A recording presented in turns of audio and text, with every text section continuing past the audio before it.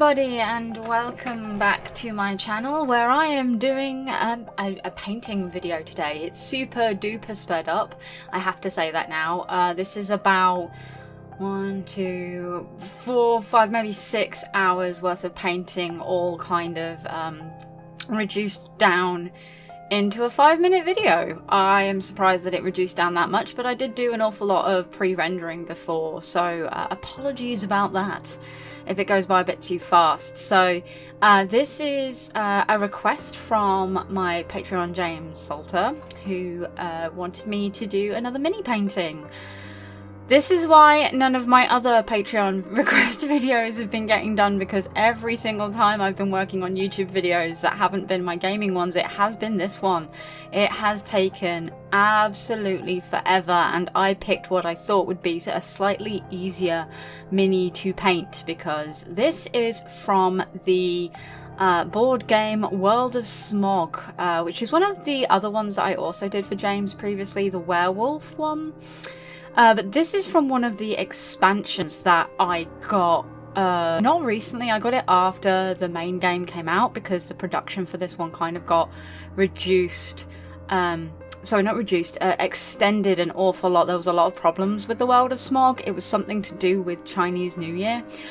Don't ask me how that impacts it. I wasn't really following it. I was just kind of like, okay, I've got more minis coming. So, yeah, there was that.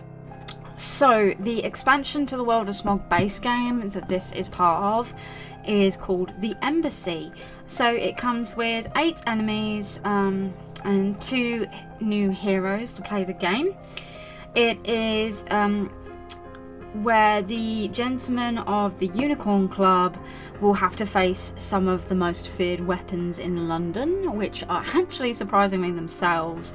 There is a parasitic condition that has been brought by out-of-Earth visitors, hence the way Ambassador Nile looks. There is a mutation that affects the gentleman and interferes with your decisions, and you have to kind of try and work together to work against the infectors and also yourselves, because there's like rules for the game that create issues for the characters. So the long and the short of the whole thing is that a random object fell from the sky, and rumours spread that there were really barely humanoid kind of weird creatures, and regular procedures to calm the population were taken, but it didn't quite work as well as people wanted it to. They hid this so-called object in the embassy, which is where you guys come in, the Unicorn Club, or the players is in this case. So this disease has been infecting butlers, servants, monkeys, and police officers. So Ambassador Neil is the bad guy, is the main bad guy. He turns up. However, there are, as I mentioned, police officers that will come out and are disguised at first, and some of the police officers are still good guys, so you need to decide who's who and figure out who's who. Again, some of the servants and regular civilians you find are randomly infected and not. Now, all of the zoo creatures are infected, so there is not a lot that you can do there about that.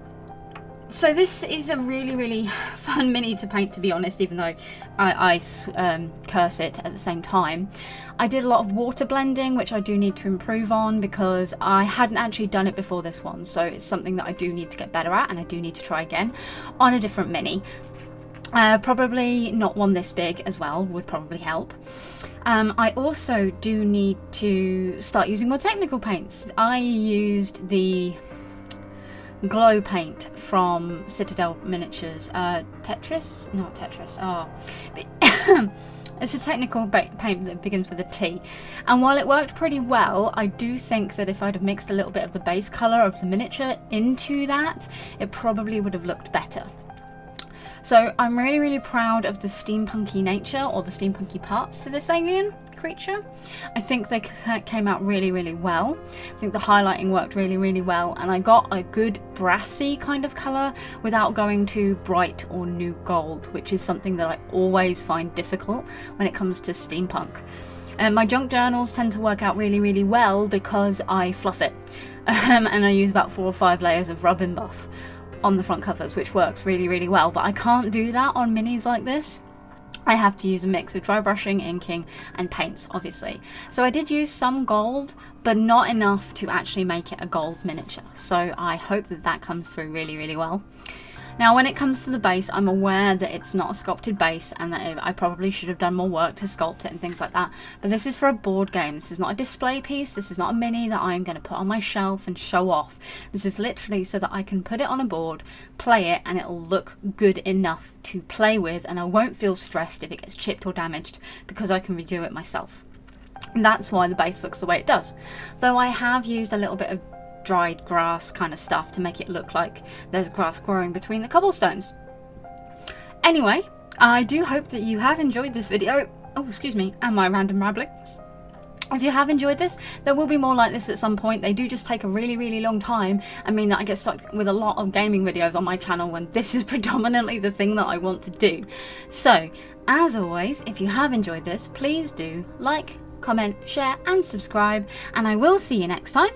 So take care, have fun, and goodbye.